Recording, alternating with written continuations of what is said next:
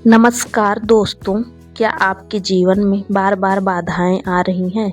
क्या आपको लगता है कि अनजाने में किए गए किसी पाप का फल आप आज भुगत रहे हैं?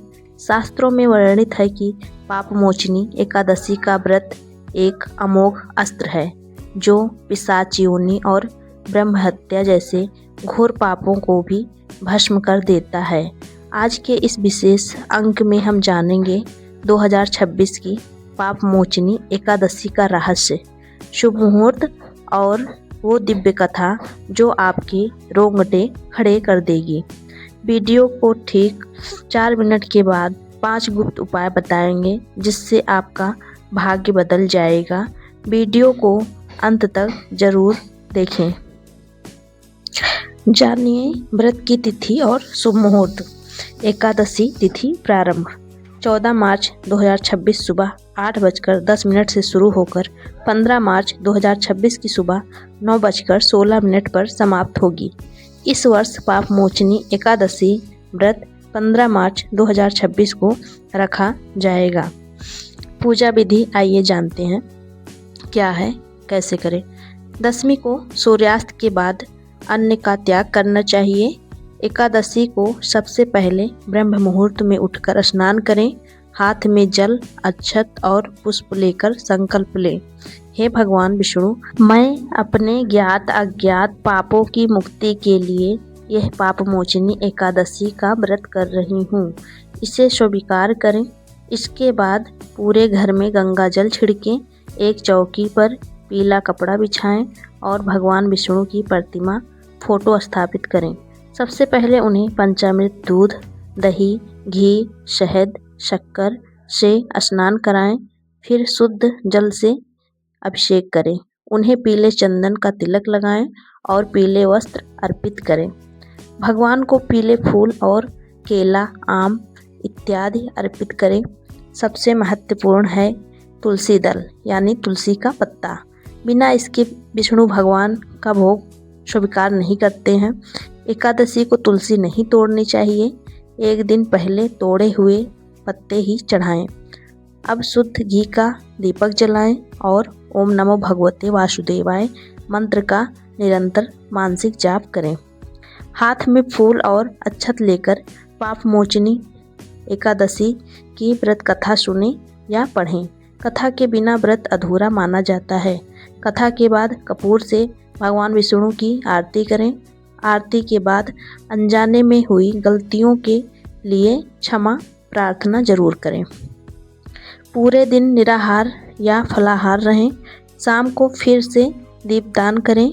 अगले दिन यानी द्वादशी 16 मार्च को शुभ मुहूर्त में स्नान करके ब्राह्मण को भोजन कराकर या दान दक्षिणा देकर ही अपना व्रत खोलें या पारण करें।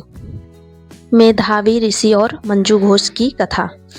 हिमालय की तलहटी में एक दिव्य वन था जहाँ गंधर्व और अप्सराएं विहार करती थी। वहीं महर्षि च्यवन के पुत्र मेधावी ऋषि और तपस्या में लीन थे। उनकी तपस्या की अग्नि से इंद्र का सिंहासन डोलने लगा। इंद्र ने अप्सरा मंजू घोष को भेजा।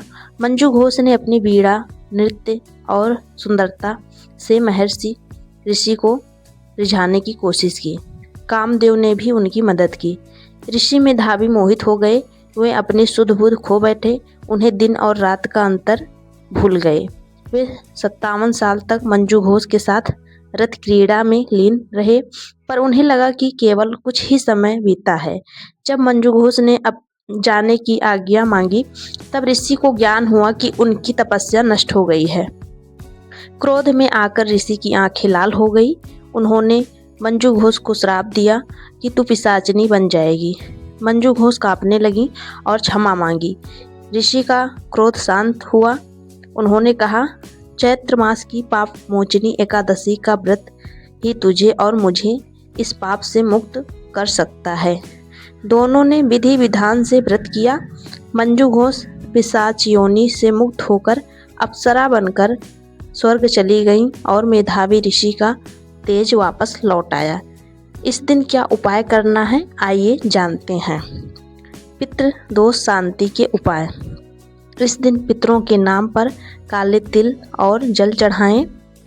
आर्थिक तंगी के लिए इस दिन भगवान विष्णु जी को 11 पीली कौड़ियाँ चढ़ाएं और अगले दिन तिजोरी में रखें।